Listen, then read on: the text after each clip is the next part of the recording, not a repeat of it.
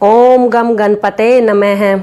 आज हम बात करेंगे पांडव निर्जला एकादशी व्रत के महत्व, पूजा विधि व पौराणिक कथा के बारे में। हरे कृष्णा। व्रतों में एकादशी व्रत को सबसे उत्तम माना गया है। कृष्ण को पाना है तो एकादशी व्रत अवश्य करना चाहिए। वैसे तो साल भर में आने वाली सभी 24 एकादशियों के व्रतों का अपना अलग अलग महत्व है। निर्जला एकादशी व्रत जो लोग रखते हैं, जितने क्षण बिना जल के व्यतीत होते हैं, एक एक क्षण में कोटि कोटि स्वर्ण मुद्राएं दान करने का फल मिलता है। यह बिना दान दिए दान का फल है। इसलिए संभव हो तो सभी को निर्जला एकादशी का बिना जल के व्रत करना चाहिए। अगर निर्जल रहकर व्रत संभव न हो तो फलाहार करके जल पीकर भी व्रत अवश्य करना चाहिए और मन से करना चाहिए। भगवान तो भाव के भूखे हैं। आइए जानते हैं इस व्रत को कैसे करें। एकादशी व्रत के बारे में वैदिक विधान है कि दशमी को एकाहार, एकादशी में निराहार और द्वादशी में एकाहार। एकादशी व्रत इस वर्ष 2020 में ज्येष्ठ मास के शुक्ल पक्ष में 2 जून मंगलवार को पड़ेगी।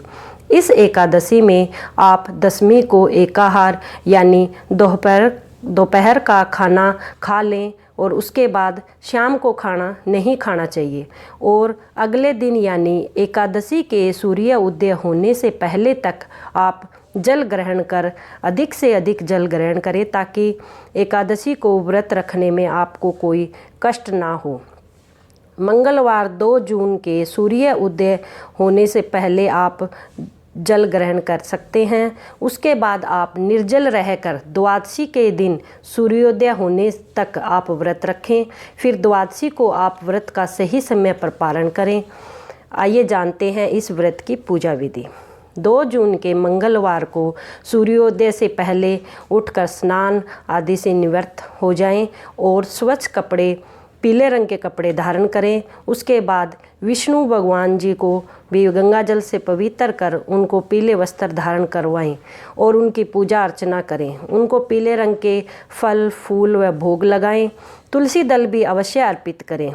शाम को तुलसी जी की पूजा अवश्य करें और रात्रि जागरण भी बहुत शुभ माना गया है। इसलिए कोशिश करें कि उस दिन रात को हरि के नाम का स्मरण करें और जागरण करें।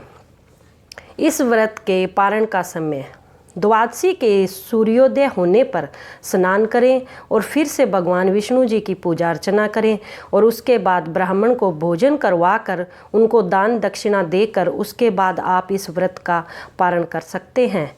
पारण का समय 3 जून बुधवार को 2 घंटे 42 मिनट तक रहेगा। यह समय प्रातःकाल 5:33 से लेकर प्रातःकाल 8:15 तक रहेगा।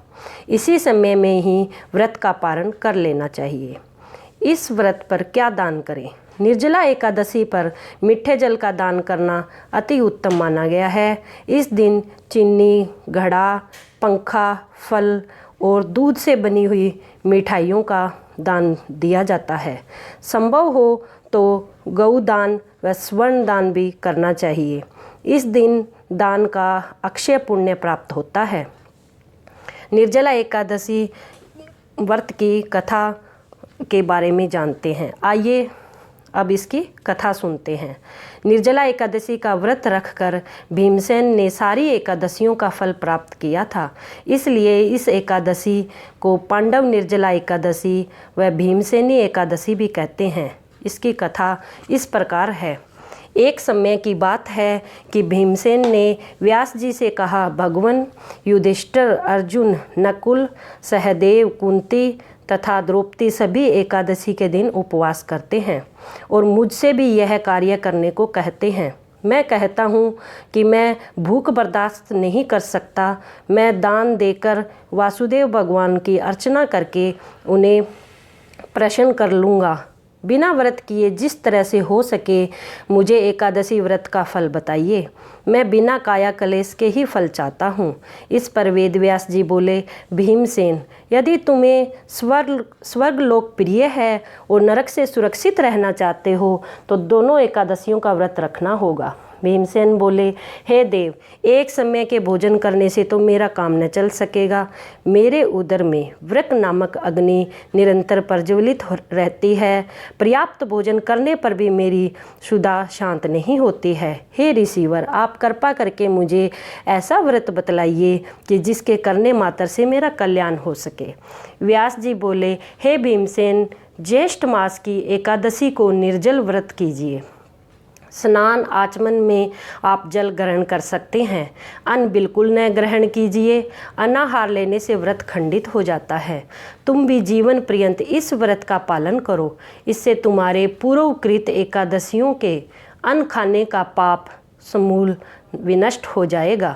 इस दिन ओम नमो भगवते वासुदेवाय मंत्र का उच्चारण करना चाहिए और गो का दान करना चाहिए। व्यास के आज्ञा अनुसार भीमसेन ने बड़े साहस के साथ निर्जला का यह व्रत किया, जिसके परिणाम स्वरूप प्रातः होते होते संज्ञाहीन हो गए।